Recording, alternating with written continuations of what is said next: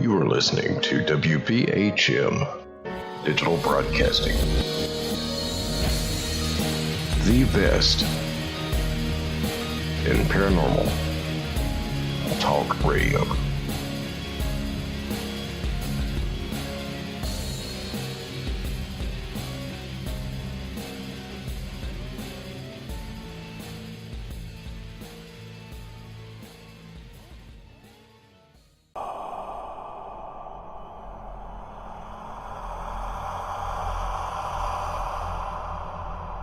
Paranormal Pride. We will visit only with the best investigators, location owners, demonologists, researchers, inventors, authors, mediums, psychics, and enthusiasts. Anyone with a love or interest in the paranormal, the supernatural, or the unexplained will be meeting here on Mondays at 8 p.m., 7 Central.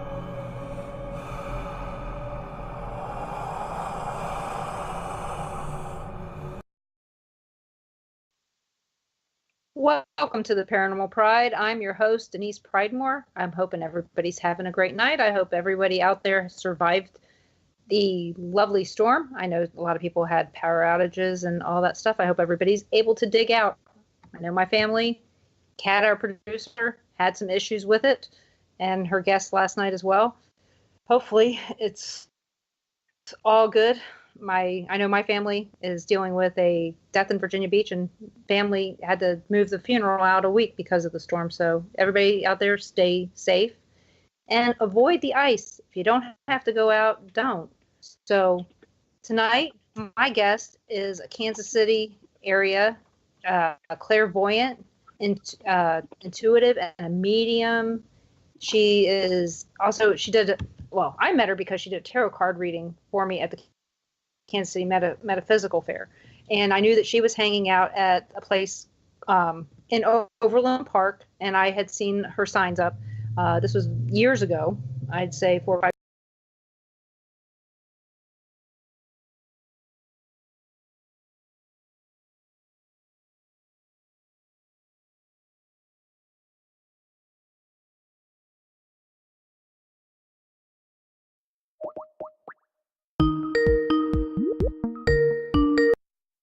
Yeah.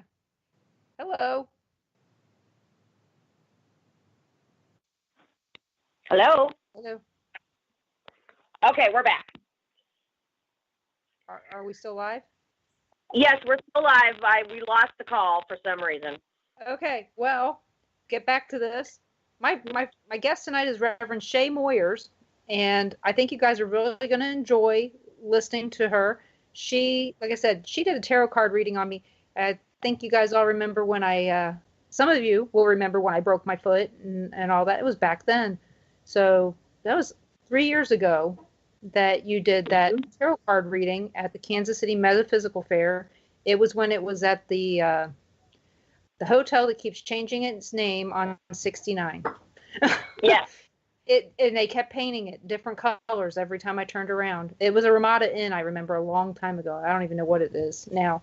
But that's how I met you personally. But like I said, I knew about you from the what is it called? The Crescent something.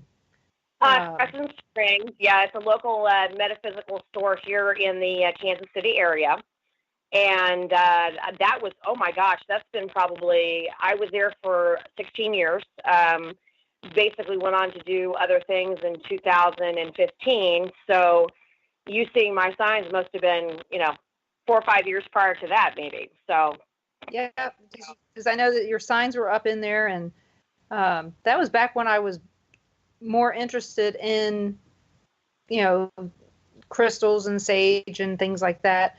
Not really that interested in that stuff now because I'm more spiritual than material, I guess. Yeah. Found out I can do more stuff with my mind than I can with other things. So, how did you get started? Well, first, how did you know you were clairvoyant? Well, I'm actually a 5th generation in my family. My great-grandmother had it, and the interesting story is the joke was in my family that they kind of knew I was coming And when I was born, they figured out at about a year and a half that I had, I was born with what they call born with a veil. And my abilities really really started to manifest in about a year and a half old. And so, but I really wasn't cognizant of it until I was probably about 12. My family is very, fundamentalist. I've got one side fundamentalist Christian, the other side Catholic, very Catholic. And my relatives would visit me prior to them passing. And really that kind of became, I had seen, I was never made to feel like my gifts were weird or I was different. I was speaking in full sentences at 9 months. I was reading at 3 years old. And so, I always had that grasp of language, but really what it really kind of scared me. I was 12 years old and my great-grandmother, my step-great-grandmother, was in the hospital. And I was staying with my other great-grandmother who had raised me, and she actually had the same gifts I do. And as it turns out, I saw my step-great-grandmother, and I told my grandmother, Grandma Jill, I said, I think Grandma's died. And I was crying and no reason why. And literally 3 minutes later, the phone rang, and my mother had called my grandmother to let her know that my step-grandmother had passed. And that was kind of really for me, it became, I didn't really talk about it a lot as a child.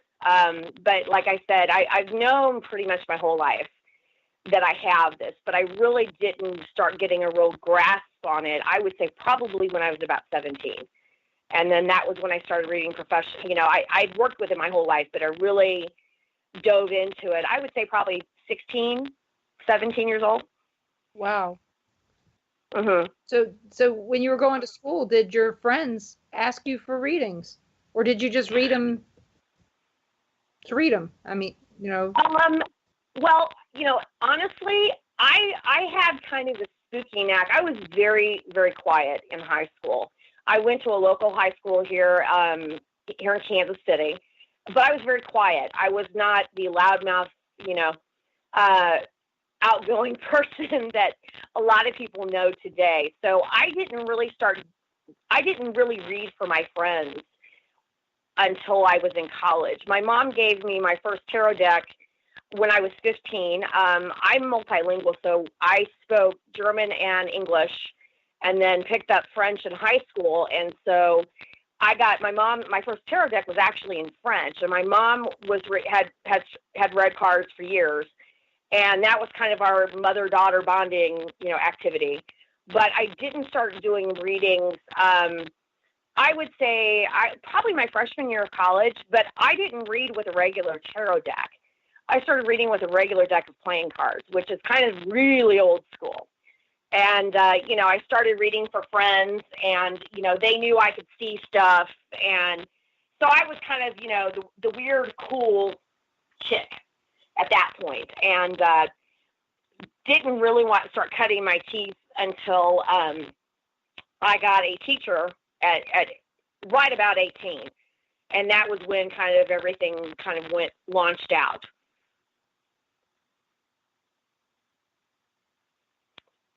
Like I said, I'm thinking I would have kept it quiet. I mean, I wouldn't have been real outgoing about all that either, knowing how kids are these days. Or even I was very quiet. I kept it very quiet. That was something that, back then I graduated in 1988, so I'll give you an idea of how long I've been doing this. And back then, the culture wasn't open to that. And I was kind of an oddity because at that point in time, with the community here in Kansas, young readers at this point are kind of, they're accepted now. But back then, it really was not.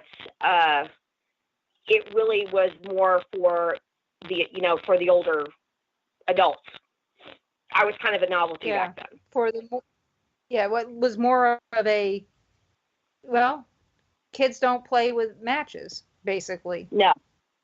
Correct. So like I said, I can see that, because I know that I knew at a young age that I could see, but I kept it quiet at the request of my family. You know, it was already bad enough to be the strange kid in school. I didn't need to be the strangest kid in school.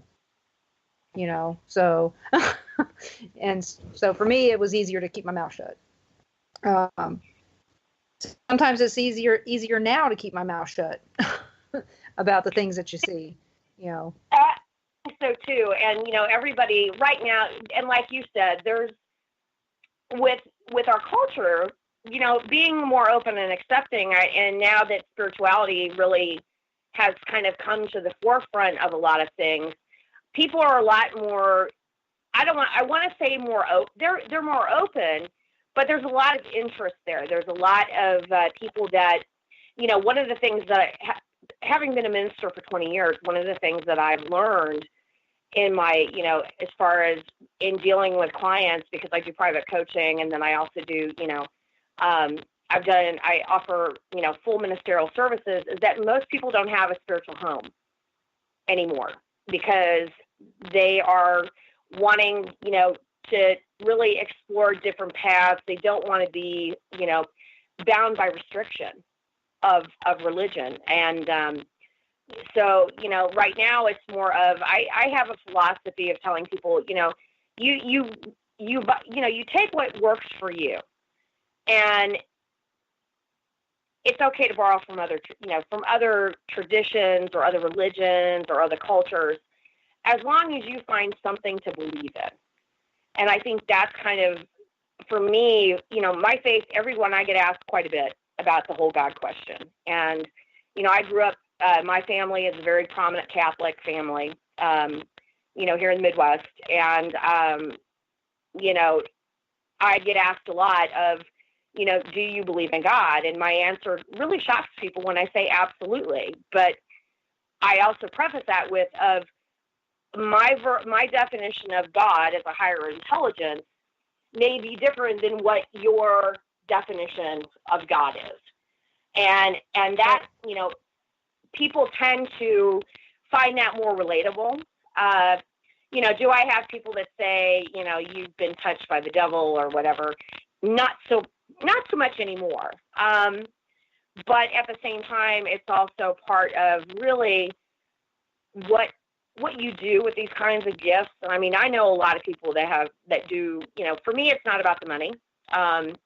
You know, I could very well go full out and do this work full time, but I cannot live in this. I live in this world full time. Anyways, it's my life, and my day job is kind of my escape to be, and the ability to be, you know, normal, you know, from 8 to 5 every day. So it's kind of I'm kind of a weird bird in the fact of I'm still very much in the corporate world. But then I'm also, you know, having been doing this for 30 years, which is hard to believe, this is my 30th year, you know, as a professional intuitive. I don't like the word psychic anymore, just for the fact of there's such a negative connotation to it. And it's not really what I do. So, you know, having done this for 30 years, you pick up a thing or two along the way. Yeah, I can see that. And, you know, me too. I mean, I have a day job that is completely the total opposite of anything related to this radio show. Mm-hmm. So but again, my intuitiveness and empathy towards everything helps me with that job. Because yes, absolutely. I know when I'm doing a report what they're going to ask for next. And instead of waiting for them to ask for it, I'm going to create it up front and send it to them and save myself the hassle and the time, you know, which has gotten me ahead in the business world for the last 20 years, knowing what they need before they tell me they need it. You know, so yeah, it's worked, and it's kept me in a job and kept me needed. So will it work forever? Probably not. But, you know, I only needed to work for 5